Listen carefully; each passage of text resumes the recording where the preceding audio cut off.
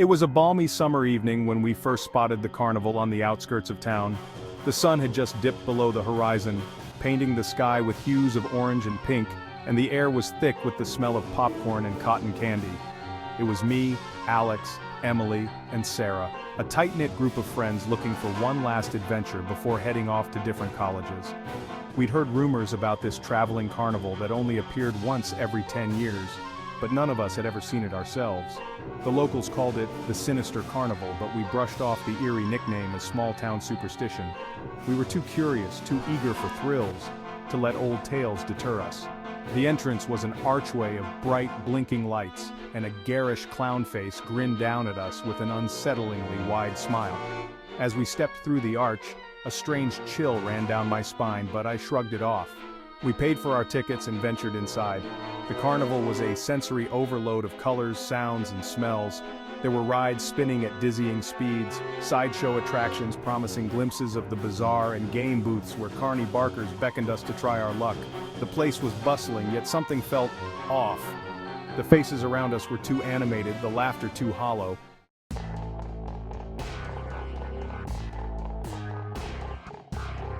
Our first stop was the Funhouse Maze. The Hall of Mirrors was disorienting, and as we wandered deeper, the reflections seemed to warp and twist unnaturally. I could swear that the mirrored versions of ourselves moved slightly out of sync, lingering a beat too long before following our movements. Alex was the first to voice his unease. "This place is giving me the creeps. Let's find the exit." But the Funhouse had other plans. The more we searched for a way out, the more labyrinthine it became. Panic set in as the walls seemed to shift and close in on us. Finally, after what felt like hours, we stumbled out into the open air. Our relief short-lived as we realized it was just the beginning of our nightmare.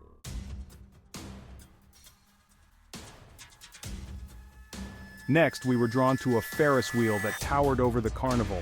Emily wanted to see the view from the top, so we climbed into a car and began the slow ascent.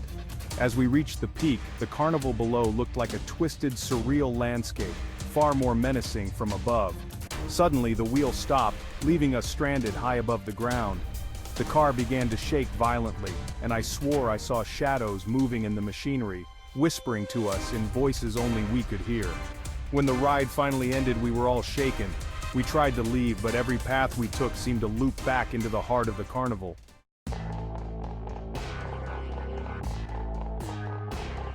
Desperate, we ran to the fortune-teller's tent, hoping for some answers. The old woman inside had eyes that seemed to peer into our very souls. She spoke in a cryptic tone. "The carnival demands its due. Every decade it feeds. Escape is possible, but only if you see through the illusions."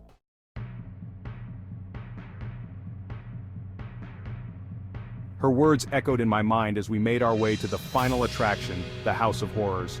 Inside, the scenes of terror were all too real. We saw ourselves trapped in various nightmarish scenarios, each more terrifying than the last. It was then that it hit me. The carnival thrived on our fear and despair. With newfound determination, I rallied the others. We need to confront our fears. It's the only way out. We steeled ourselves and walked through the house, facing each horror head-on. When a monstrous version of Sarah's greatest fear lunged at her, she screamed but stood her ground. The creature dissipated into mist. One by one, we did the same, and the illusions began to lose their power.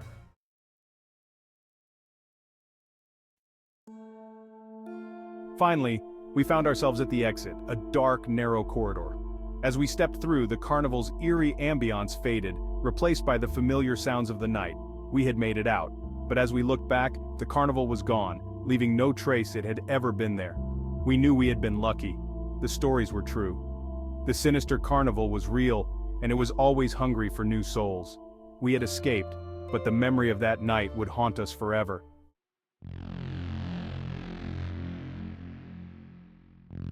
The weeks passed and we settled back into our routines, trying to forget the horrors we'd faced.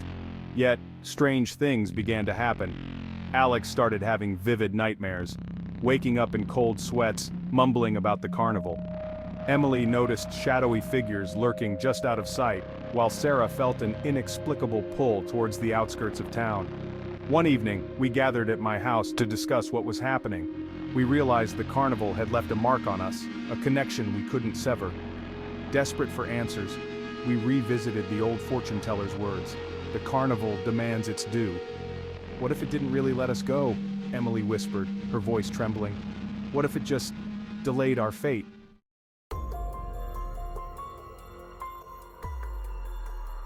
Determined to break the carnival's hold, we decided to confront it once more. We drove to the outskirts of town, to the field where the carnival had appeared. The night was eerily silent, the air thick with anticipation. To our shock, the carnival stood there, its lights dim but unmistakably present. As we approached, the entrance lit up, welcoming us back.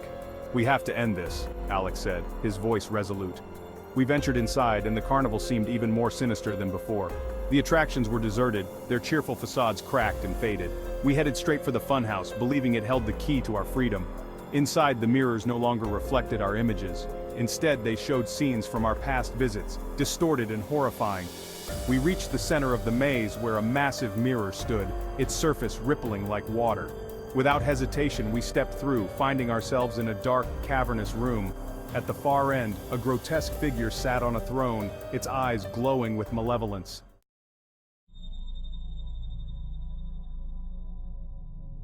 "You've returned!" it hissed, its voice echoing in the chamber. "The carnival needs its due, but perhaps a bargain can be made. What do you want?" I demanded, stepping forward. "Souls," it replied, its grin widening. "One must stay, so the others may go."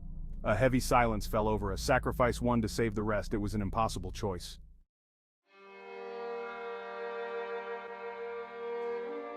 Alex stepped forward, his face pale but determined. "I'll stay." "No!" Sarah cried, grabbing his arm. "We'll find another way." "There is no other way," the figure said, its tone final. "Choose, or all will be lost." Tears streamed down our faces as we hugged Alex, knowing we couldn't change his mind. As he stepped towards the figure, the room began to dissolve, the carnival's grip loosening. We found ourselves back at the edge of town, the carnival gone once more. Alex was nowhere to be seen. We had escaped, but the price had been too high.